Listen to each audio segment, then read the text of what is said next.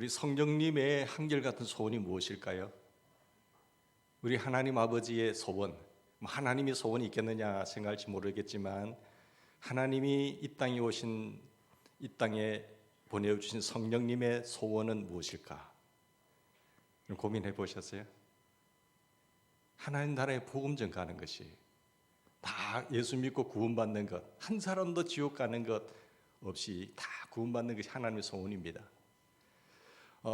지옥은 마귀만 보내려고 만들어 놓은 지옥인데 거기에 속아서 추정하고 따라가는 인간들까지 빠지는 걸 원하지 않으세요, 하나님은. 그래서 다 구원하기 위해서 그 독자 아들 예수님을 보내셨잖아요. 인간의 죄 문제를 해결하기 위해서 누구든지 다 회개하면 구원받을 수 있다고 길을 열어주신 예수 그리스도, 그 예수 그리스도가 그 아버지의 뜻을 다 이루시고 완성하시고 가서 다시 우리에게 위로자가 되신 성령이 오시는데, 성령이 임하면 권능을 받고 내 증인이 되는 겁니다. 그 아버지의 소원을 내 마음에 계신 성령님께서 그렇게 하게 하시는 거예요. 그냥 되는 겁니다. 할렐루야. 예. 여러분, 사도행전을 꼼꼼히 읽으신 분들은 그 사도행전 그 10장부터 교회의 중심이요, 예루살렘 교회에서 안디옥 교회로 옮겨져요. 그걸 관찰하셨을 겁니다. 예루살렘 교회가 성령 임하고 중심이 되셨잖아요. 초대교회가 생겨나서부터. 근데 10장으로 오면은 안디옥 교회가 중심이 된다는 것을 보게 될 겁니다. 1장부터 9장까지는 예루살렘 교회가 중심이고 10장 이후에부터는 안디옥 교회가 중심이 된다는 사실, 하나님의 의도적으로 하신 일이라고 생각합니다. 자, 그것은 예루살렘 교회가 이방인 선교에 대해서 너무나 마음이 닫혀 있었기 때문에 하나님의 그 소원, 성령이 임하셔서 역사하시는 그 소원을 이루어 드리지 못했어요. 그 제일 큰 장벽이 무엇인가 하면 자기들 안에 마음속에 있는 장벽이죠. 이방인들은 하나님의 택한 백성들이 아니야. 이방인들은 버려서 우리 유대인에게만 하나님이 택하시고 역사하시는 분이야. 그 마음의 장벽이요, 하나님의 소원을 이루어 드리지 못하겠어요. 그래서 하나님 이제는 더 이상 너희들 더 이상 쓸 수가 없구나. 그래서 예루살렘 교회에서 안디옥 교회 중심으로 하나님께서 촛대를 옮기십니다. 사명을 옮기시는 거죠. 이방인 선교에는 수많은 장애물들이 있었습니다. 핍박도 많았습니다. 사도행전 1장 8절에 성령이 임하면, 예수님의 예언대로 성령이 임해서 제자들이 큰 권능을 받았기 때문에 가능한 일이죠. 그 성령의 역사가 권능을 받고 하나님의 사람들 통해서 계속해서 번져나가는 것을 보게 됩니다. 예루살렘 교회가 그걸 안 하니까 하나님은 핍박을 통해서도 흩어버리잖아요. 그래서 사마리아로 흩어졌고 유대로 흩어졌고 소아시아로 흩어져서 복음을 증가하는 것을 보게 됩니다. 그런데 이방인 선교의 가장 큰 장애물은 외부적인 핍박이 아니라 내부적인 핍박이었어요. 내부적인 마음의 장벽이 하나님의 복음을 증가하는 데 있어서 가장 큰 장애 요소였다는 사실을 보게 됩니다. 그러니까 예수님의 제자들조차도 처음에는요, 이방인들에게 복음을 증거해야 되겠다고 하는 필요성을 못 느껴요. 모든 사람들이 구원을 받으리라고 하는 하나님의 약속이 있음에도 불구하고 모든 그 사람들이라는 것은 모든 유대인에게만 한정된 것이다. 모든 유대인들에게만 한정된 것이지 이방인들은 제외다라고 믿었던 것입니다. 그래서 19절 말씀 보십시다. 그들은 외국에 나가서도 유대인들에게만 뭐였어요? 전도 말씀을 전하였다 했어요. 외국에 갔어도 흩어졌어도 유대인들에게만 전했던 것이죠. 근데 깜짝 놀란 소식이 들리는 것은 뭔가 하면 성령이 이방인 고넬료의 가정에도 임했다 했어요. 이방인 고넬료의 가정에 성령이 임하고 그들 주변에 다 믿었더라 하고 하니까 얼마나 놀랬겠어요. 당황했지요. 이방인들이 거기도 성령이 임해? 예수를 믿어? 있을 수 없는 일이잖아요. 그 소식을 듣고 이방인도 고넬료의 가정도 믿었다는 소식을 듣고 기뻐해야 되는데 기뻐하지 않았어요. 얼마나 축하해야 될 일이고 기뻐할 일입니까? 그런데 예루살렘계 교인들은요, 전혀 기뻐하지 않았어요. 당황했어요. 일이 좀 잘못된 줄 알았습니다. 여러분 2절 3절 보세요. 2절 3절에 보시면 베드로가 예루살렘에 올라갔을 때 무할례자들, 이들은 할례 받았잖아, 유대인들. 할례자들이 이르되 네가 무할례자의 집에 들어가 함께 먹었다고 하니 너가 이방인의 집에 가서 함께 먹어? 말도 안 되는 이야기를 하고 있잖아요. 그런데 이것은 우리가 보기에 너무 이상한 일 아니겠습니까? 우리가 선교 보고를 하면 기쁘십니까? 화가 납니까? 선교사님들이 수고를 하고 거기에 복음을 전가하고 와서 선교 보고를 할 때 참 수고 많으셨다, 참 하나님의 역사가 대단하네 하면서 축하할 일이고 좋은 일이고 기쁜데 이들은 화가 내는 거죠. 예루살렘 교인들은요. 그런데 예루살렘 교인들 중에는 비난하는 사람들이 있었다는 겁니다. 고넬료의 집에 성령이 임했다고? 그 거짓말 아니냐? 이렇게 말한 거죠. 비난했죠. 그리고 그들이 다 예수를 믿게 됐다는 이야기를 들었을 때 어떻게 당신이 이방인과 함께 지내고 함께 식사를 할 수 있느냐? 당신도 부정해지지 않느냐?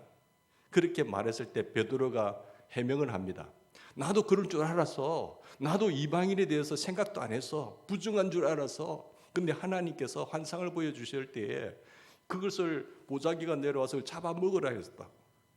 그런데 그걸 기다리고 있는데 고넬료의 집에 종들이 와서 나를 모시고 갔는데 가보니까 그 집에 성령이 임해서 그래서 내가 세례를 주었고 그들이 다 믿었다니까.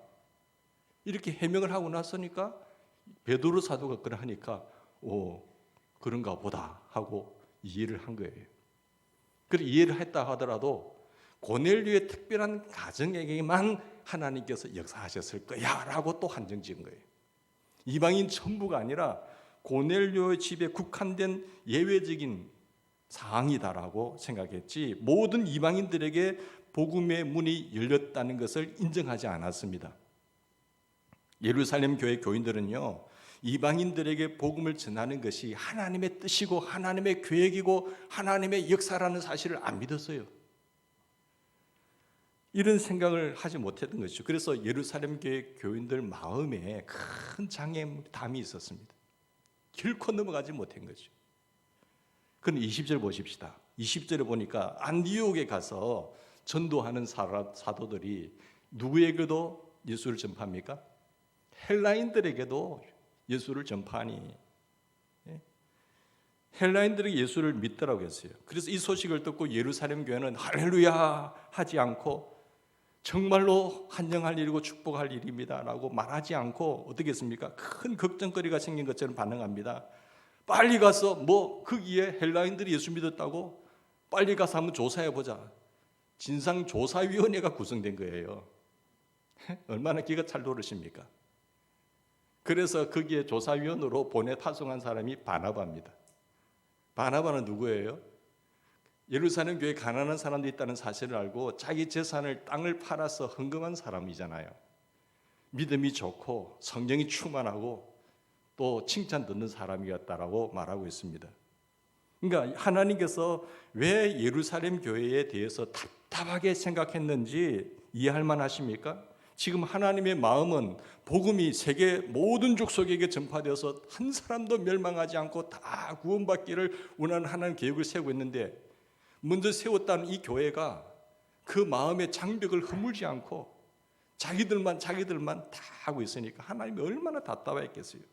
그리고 이방인들에게 복음이 전개해서 보고를 하고 있는데 그런 좋은 일이 있을 때 그런가 보다 하고 박수를 쳐야 될 일인데 그렇게 하지 않고 있잖아요. 여러분 하나님의 마음에 그래서 예루살렘 교회는 안 되겠구나 그렇게 마음을 가진 거예요. 특권과 기회를 먼저 주었음에도 불구하고 아니다라는 사실을 하나님께서 단정한 거예요. 그러나 안디옥 교회는 어때요? 분위기가 달라졌죠. 이방인들이 예수를 믿고 돌아오니까 정말로 축하하고 환영하고 이렇게 기뻐하니까 날마다 더 구원받는 숫자가 이방인들이 다 그 안디옥 교회로 몰려드는 거예요. 얼마나 개방적이었는지 모릅니다. 누구든지 다 예수 안에서 우리는 한 가족입니다. 니네 따지지 않았어요. 장벽을 쌓지 않았어요. 담을 높이지 않았습니다. 다 물어버리죠. 예수님 당신이 옛날에는 이방인이었지만 이제 하나님을 아버지로 부르니까 우리는 뭐예요? 형제 자매다. 우리는 한 식구다. 이렇게 생각한 것 아니겠어요? 이방인들이 예수를 믿으면 잘했다고 박수를 치고 환영하니까 점점 더 안디옥 교회에 사람들이 오기 시작한 겁니다. 23절 보십시다. 23절에 보시면 바나바는 안디옥에 와서 여러분, 이방인들이 예수를 믿는 것을 보고 크게 기뻐했다고 했어요. 하나님의 은혜를 보고 기뻐하여 모든 사람에게 굳건한 마음으로 주와 함께 여러분 머물러 있으십시오라고 권했잖아요.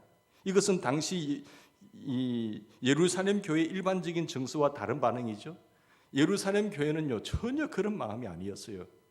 성경은 바나바가 이렇게 기뻐한 것이 그가 진정으로 성령 충만한 사람이었기 때문에 가능했다는 거예요. 믿음이 충만하고 24절에 보시면 바나바는 착한 사람이고요, 믿음과 성령이 충만한 사람이 있다고 했어요. 그래서 큰 무리가 더했잖아요. 그러나 안디옥 교회를 보시는 하나님의 마음이 얼마나 기뻤겠습니까? 야, 안디옥 교회의 마음, 너는 참 내 마음을 시원하게 해주는구나. 너희들 때문에 나는 참 살맛이 난다 할 정도로 안디옥 교회가 하나님의 마음을 너무너무 잘 알았던 거예요. 그래서 세계 복음화의 중심이요 예루살렘 교회에서 안디옥 교회로 옮겨버린 거예요. 중심이 바뀌어버린 거예요. 여러분 21절 보십시오. 자, 주의 손이 그들과 함께 하심에, 누구와 함께 하심에요? 안디옥 교회 교인들과 함께 하심에 수많은 사람들이 믿고 주께 돌아오더라. 이것은 우리에게도 깊은 교훈을 주는 내용입니다. 여러분, 예루살렘 교회와 안디옥 교회의 문제는 지금 우리에게도 똑같이 이렇게 일어나는 일입니다. 외국에 나가서 다른 사람에게 복음을 전하고 다른 나라에 복음을 전하고 이렇게 선교를 해야 되느냐 말아야 되느냐, 이런 문제에 대해서 선교사 한 사람을 보내는 것이 사실 부담되는 일이잖아요. 부담되는 일이고 파송해야 되고 기도해야 되고 물질적 재정적 후원을 해야 되니까 아이고 왜 그 일을 해야 됩니까? 우리 지금 고칠 집도 많고 여기 공사도 해야 되고 여기 뭐 수리할 곳도 많은데 무슨 다른 나라에 가서 이렇게 복음을 증거해야 됩니까? 그렇게 생각할 수도 있지 않습니까? 여러분, 선교사로 가겠다는 사람이 생기면 정말 기뻐하고 도와줘야 될 일 아니에요? 내가 가라도 나도 가야 되는데 다른 사람이 가니까 재정적인 후원과 기도는 해야 되잖아요. 기뻐할 일이죠. 70년 역사 속에서 하나님 선교사가 100명이 나와도 뭐 하나 고개 들까 말까인데 10명도 못 보내고 있다고 한다면 우리는 참 고개 들 수가 없잖아요. 하나님의 소원이, 내 안에 계신 성령님의 소원이 그것임에도 불구하고 주님 죄송합니다. 제가 너무 다른 일에 바빴습니다. 용서해 주십시오. 회개하고 눈물로 젖어 나가야 되는데 선교사로 나간다고 한다면 할렐루야 감사합니다 축하할 일이고 계속해서 줄리어 나가야 되잖아요. 그게 우리가 사명이고 하나님 기뻐하신 일인데 그렇게 하지 못할 때가 많다는 것이죠. 기뻐하고 도와야겠다는 마음이 있는 교회는 하나님의 마음이 있는 교회예요. 하나님의 마음을 헤아린 교회. 내 주님이 내 안에 계시다면서요. 주님이 내 안에 계신데 하나님의 마음을 못 읽는다고 한다면은 왜 그럴까요? 여러분, 근데 선교는 왜 해야 돼? 선교사 도와주려면 부담이 되는데 지금도 그런 마음이 있는 교회 성도들이 있어요. 우리 교회뿐만 아니라 교회는 존재하는데 정말 선교는 왜 해야 되지? 부담이 되는데 도와줘야 되는데 아직도 선교해야 되나 하는 문제로 갈등하는 교인도 있고요. 그것 때문에 싸우는 교회도 있어요. 딱 갈라져야죠. 하자, 하지 말자. 고민해야 될 일입니까 그게? 싸울 일이에요? 정말 영적으로 어린아이죠. 자, 이렇게 되면은 하나님의 마음이 떠나는 겁니다. 하나님이 더 이상 그 교회를 쓰실 수가 없어요. 그런 인생을, 그런 교인을 쓰실 수가 없어요. 너는 거기까지구나. 여러분, 우리가 그런 마음을 갖게 되면요 복을 걷어차는 겁니다. 21절 보십시다. 21절을 보시면 하나님의 손을 얹어주시는 역사가 있는 거예요. 주의 손이 그들과 함께 하심에 수많은 사람들이 믿고 주께 더 돌아오잖아요. 물이 흘러가면은 하나님 더 부어주시는 은혜가 있음에도 불구하고 복을 걷어차버리죠. 우리가 하나님의 마음을 갖고 하나님의 심정을 갖고 나가면 하나님의 손이 함께 하시는 거예요. 주님의 마지막 때의 소원이 뭔지 아세요? 다른 것은 다 이루어졌는데 이 천국 복음이 다 전파되어야, 모든 민족에게 전파되어야 주님 오시잖아요. 이 사건 하나만 안 이루어졌어요. 그런데 이 사건을 이루기 위해서 인생을 드리고 수고하고 나가는 교회는요 하나님이 충분히 함께 할 수밖에 없어요. 이 사회에 뛰어드는 인생은 정말로 하나님이 붙잡아 주시고 그런 가정, 그런 기업, 그런 교회는 하나님이 복을 받을 교회인 줄 믿으시기 바랍니다. 여러분, 하나님 역사가 어떤 역사냐? 이방인들에게 복음을 전하는 하나님의 계획에 대해, 하나님의 기뻐하시는 놀라운 계획에 대해서 같이 마음이 열려있는 교회, 그 하나님의 마음에 열려있는 성도들에게는요, 주의 손이 함께 하신다는 이 말씀을 붙잡으시기 바랍니다. 아무나 함께 하고 얹는 것이 아니에요. 주의 손을 얹어서 역사하시는 그런 인생이 되셔야 돼요. 그런 교회가 되어야 됩니다.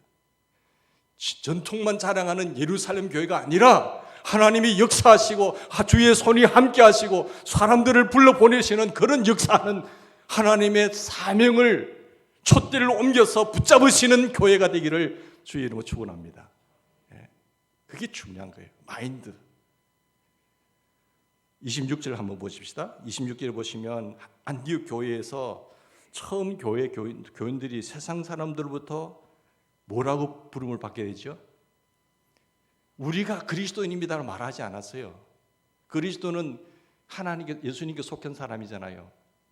근데 불신자들이 야, 저 사람들은 그리스도인이다라고 불러줬다니까요. 정말로 하나님의 마음이 있는 사람들, 우리가 예수 믿는 사람들을 그리스도인으로 갈 때에 안디옥 교회에서 처음 시작됐는데 이방인에게 대하여 복음을 전하야겠다고 하는 마음이 열려있는 교회, 그런 사람들의 말로 진정 그리스도인이라고 불리울 자격이 된단 말이에요. 그 안에 누가 계세요? 성령님이 계시니까, 주님이 계시니까 그런 마음을 당연히 갖잖아요. 그래서 사람들이 저 사람은 그리스도인이라고 불리울 자격이 되는 사람들이에요. 27절 한번 보십시다. 27절을 보시면 안디옥 교회가 예루살렘 교회에 대해 또 뭘 합니까? 구제금을 보내게 돼요. 자, 예루살렘 지역에 흉년이 들어서 어려움이 왔거든요. 교회를 유지할 정도의 힘이 없었던 거예요. 재정적인 너무 어려움을 당하니까 개척한 안디옥 교회가 도와주는 거예요. 지금 구제비를 보내고 있다 했지 않습니까? 예루살렘 교회는 모교회입니다. 안디옥 교회는요, 개척교회예요. 근데 개척교회가 모교회를 지금 도와줘. 모교회가 개척교회를 도와줘야지. 지금 반대로 돼가지고 하나님께서 여기 마음이 떠나고 여기에 주의 손이 함께 하니까 돕는 교회가 되는 것입니다. 교회만 그렇습니까? 그런 인생이 되는 거예요. 사랑하는 여러분, 이 말씀을 깨달을 수 있기를 바랍니다. 이 말씀을 왜 기록했을까? 이 부분을 왜 기록했을까? 하나님께서 안디옥 교회와 함께 하셨다는 사실이에요. 하나님이 마지막 시대에 함께하는 교회가 되기를 우리가 사모해야 됩니다. 주님이 함께하는 교회, 우리끼리 좋은 교회가 아니라 주님이 함께하는 교회, 그래서 돕는 교회가 되는 거예요. 이 얻어먹는 교회, 빚지는 교회가 아니라 돕는 교회죠. 이방인 선교에 마음이 열린 교회는요, 돕는 교회가 되는 복을 받을 줄 믿으시기 바랍니다. 이방인 선교에 마음을 여는 그런 인생은요, 하나님이 돕는 인생으로 축복하실 줄 믿습니다. 주의 손이 그들과 함께 하시는 거예요. 우리의 노력과 수고에 주의 손이 함께 얹어주는 거예요. 그런 성도와 교회가 되려면요, 우리 마음에 무너져야 할 장벽, 그 담을 허물으셔야 돼요. 이건 안 돼. 높이 쌓아놨던 그 장벽들 다 허물으셔야 돼요. 예루살렘의 유대인 그리스도인뿐만 아니라 우리 마음에도 보면은 이방인과 같은 존재가 있잖아요. 좀처럼 마음이 열리지 않는 사람, 솔직히 가까이 하기 싫은 사람, 가까이 하고 싶지 않는 사람 있다는 말이잖아요. 유대인들은요, 사람들을 어떻게 구분했는가 하면 너 유대인이냐? 그러면 됐어. 너 이방인이냐? 아니구나. 유대인이냐 이방인이냐 딱 구분시켰어요. 우리들은 한국 사람도 어땠죠? 너 어느 지역 출신이지? 벌써 아니구나. 너 어느 학교 출신이지? 이런 것을 구분하지 않습니까? 그리고 돈을 많이 가졌느냐 적게 가졌느냐, 이런 것으로 사람 구분한다니까요. 자기 나름대로 마음의 장벽을 딱 쌓아버리죠. 그리고 판단하잖아요. 자, 여러분, 예수님을 영접한 후에 이제 나는 죽고 예수님이 내 들어오셔서 주님이 내 안에 자정하시고 예수의 생명으로 사는 우리에게 마음에 드는 사람, 정말로 예수님 안에서 내가 모든 장벽이 다 무너졌습니까? 내가 예수 믿기 전에는 내 나름대로의 장벽을 쌓고 살았지만은 예수 믿고 나선 이제는 다 그 장벽이 무너졌어요. 교인들끼리도. 교회 안에도 그 장벽을 쌓고요. 같이 앉지도 않고 말도 안 하고 하는 사람도 있잖아요. 예수 믿는 사람 맞아요? 거짓말하는 거죠. 여러분, 선교사님께서 선교사님들이 한번 선교지 가면은 이제 수준 낮은 그런 지역이잖아요. 이 사람들 참 보니까 사람 구실 못하고 너무 이해가 되지 못할 행동들을 하니까 짜증이 나잖아요. 짜증이 나고 그 선교사님들 이야기 들어보면 그런 마음이 든다고 해요. 그러니까 사람들 보고 우리 선교사님들 들어보면 불평도 나고 이 사람들이 이러니까 이러지 하면서 그렇게 투정 부리고 계속 불평하고 있는데 하나님이 하루는 기도하는 가운데 선교사님이 이야기해요. 야, 너 그렇게 투정 부리고 불평하고 짜증내기 위하고 사람들 정죄하고 판단하기 위해서 너 여기 왔어? 너 뭐하러 왔니 여기? 그렇게 하나님 말씀하시더래요. 그때 팍 꼬꾸러졌어. 하나님 죄송합니다. 너 주의 사랑 전하고 주의 복음 전파로 여기 왔지 않느냐? 하나님 죄송합니다. 그래서 하지 않았다고. 정말로 결단하고 마음 다져서 내가 민족이 다르고 환경이 다르고 문화가 다른 곳까지 온 이유는 주의 사랑 복음 전하기 위해서 왔는데 그 사람들 좀 못하다고 좀 더럽다고 수준이 안 된다고 판단하고 정죄하고 이렇게 했다는 사실이에요. 정말 우리가 조심해야 될 일 같아요. 우리가 선교사로 나가는 것이 아니더라도 똑같습니다.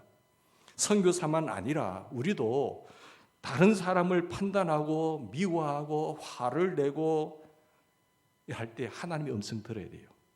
야, 너 그러려고 교회 다니고 있어? 나는 너 같은 사람 위해서 내 독자라도 너를 위해서 십자가 매달렸잖아. 뭐 좀 괜찮게 산다고 남을 판단하고 정죄하고 우습게 여기고 화를 내고 그러느냐? 하나님의 음성 들어야 돼요. 사랑하는 여러분, 우리 주변에 있는 사람들을 판단하기 위해서 사는 사람입니까? 어떤 사람이세요? 내가 너에게 왜 인생을 허락한 줄 알아? 너에게 인생을 80년 아니면 100년까지 인생을 내가 너에게 허락한 이유가 뭐니? 물으신다고 한다면 우리는 뭐라고 해야 될까요? 하나님께서 왜 우리에게 인생을 허락하셨습니까? 다른 사람하고 경쟁하라고 주신 세월이겠습니까? 다른 사람하고 경쟁하다가 한 생에 분노하고 싸우고 그리고 투쟁하다고 그렇게 오라고 우리에게 80년 인생을 주셨습니까? 아니면은 남보다 더 잘 산다고 더 잘 되었다고 자랑하라고 오라고 자랑하다가 오라고 그런 인생의 세월을 우리에게 주셨다고 생각하세요? 아니면 다른 사람과 비교하면서 열등감에 사로잡혀서 고통스럽게 살다가 오라고 우리에게 그런 세월을 주셨습니까? 누가 잘했나 싸움하다가 오라고 그렇게 긴 세월을 그런 인생을 우리에게 주셨다고 생각하세요? 하나님 뭘 하고 오라고 내 인생을 허락하셨다고 생각하시는 거예요? 여러분, 절대로 그렇지 않습니다. 한 사람이라도 더 지옥 갈 사람, 내가 먼저 특권과 기회를 얻었으니까 한 사람이라도 살려내고 주님의 마음, 그 심정 갖고 내 안에 계신 주님을 따라서 복음 증거하다가 그렇게 살다가 오라고 주님께서 인생을 허락하신 거예요. 우리에게 생명도 주시고 그 일 하라고 우리에게 건강도 주시고 그 일 하라고 하나님은 때로는 우리에게 물질도 주시고 시간도 주신 것입니다. 이거 하나님의 마음 전혀 알지 못한 채 80년 보내고 100년을 보내면 뭐합니까? 그건 실패한 인생이에요. 우리가 생애가 다 끝나는 날, 하나님 앞에 서게 되는 날, 그때는 명확하게 드러납니다.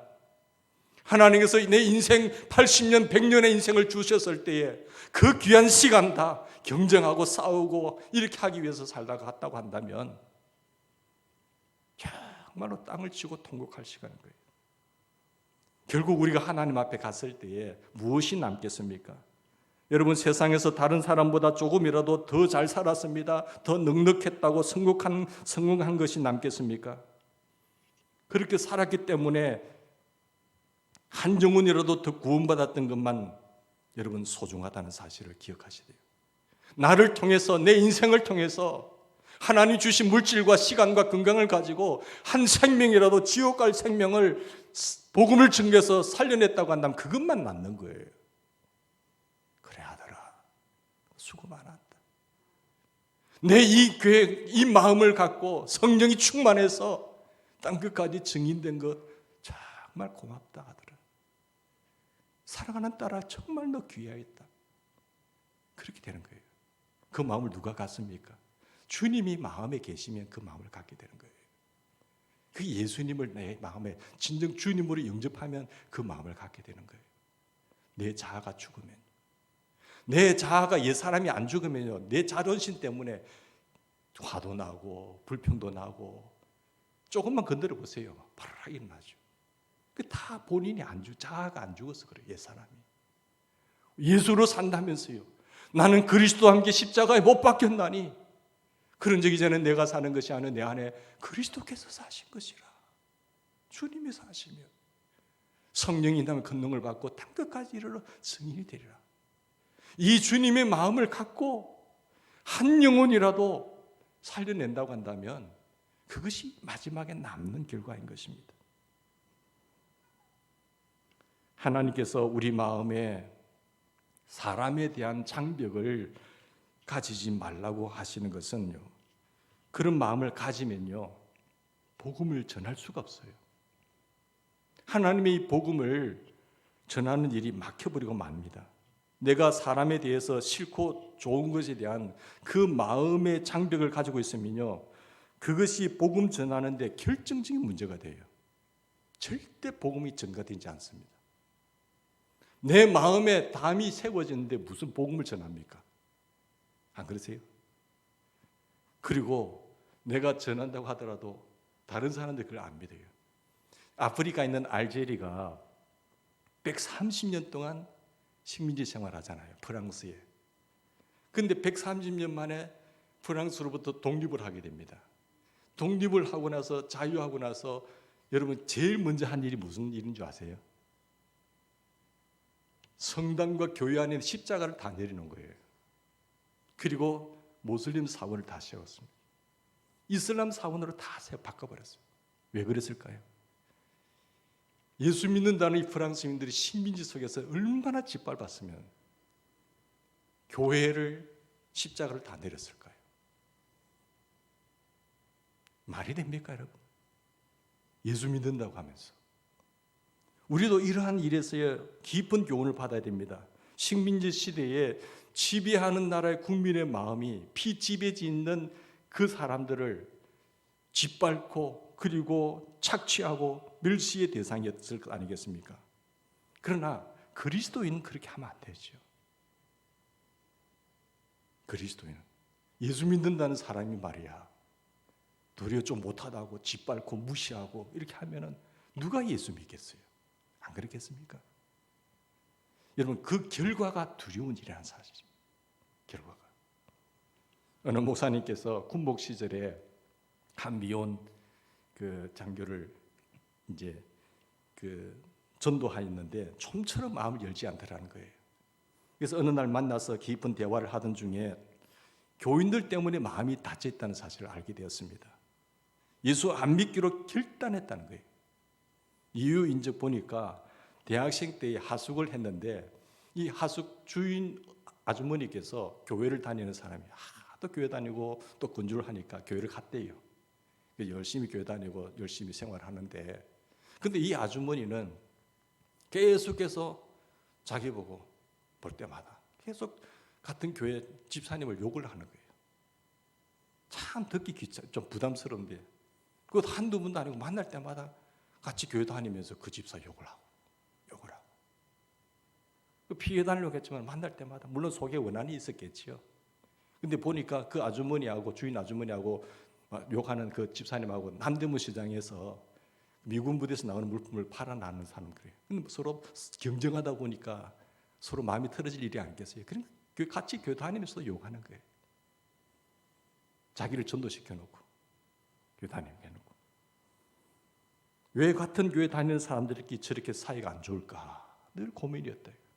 어느 날 이 아주머니에게 전화를 왔는데 전화를 받는 아주머니가 큰 소리로 말하더랍니까? 뭐라고? 그 집사가 경찰에 붙잡혀 갔다고? 할렐루야! 할렐루야! 할렐루야를 갖다 붙일 때가 있지. 그게 갖다 붙이는 보고 이 청년이, 이 대학생이 핵 돌아버린 거예요. 그 이후로 딱 교회 안 나가버린 거예요. 여러분, 예수를 믿고도 사람에 대한 장벽이 무너지지 않는 사람들이 있어요. 예수 믿는 건 맞습니까? 왜 하나님이 이 문제를 그렇게 답답하게 여기시는가? 왜? 예루살렘 교회에서 안디옥 교회로 사명의 촛대를 옮기셔버려요. 이유가 뭡니까? 기회가 있어졌고 축복을 받았지만 그 마음의 장벽을 허물지라는 거예요. 이 요한계시록 보면 7교회 나오잖아요. 7교회 나오는데 그 가운데 한 교회가 에베소 교회입니다. 에베소 교회가 처음 사랑을 벌일 때 하나님께서 촛대를 옮긴다고 했잖아요. 무서운 이야기입니다. 도리어 개척교인 안디옥 교회에게 주의 손이 함께 하셔서 복을 받게 하고 나누어 주는 교회가 되게 하고 도움을 주는 교회가 되는 그런 교회가 되는 거예요. 여러분, 우리 대인제일교회가 도움을 많이 베푸는 교회가 되기를 주의 이름으로 축원합니다. 그런 인생이 되셔야 돼요. 주의 손이 함께하는 인생이 되셔야 돼요. 그것은 주님의 마음을 갖는 겁니다. 내 안에 정말 주님이 계시고 성령님이 계셔서 하나님의 마음을 가려서 우리를 통해서 주님이 일을 하셔야 되잖아요. 근데 우리가 마음의 장벽을 갖고 있으면, 담을 찾고 있으면 주님이 나를 통해서 일을 할 수가 없어요. 날마다 하나님의 숫자가 더 돼야 되는데 복음이 전해지지가 않는 거예요. 계속 쪼그라드는 거죠. 그런 교회들이 많습니다, 여러분.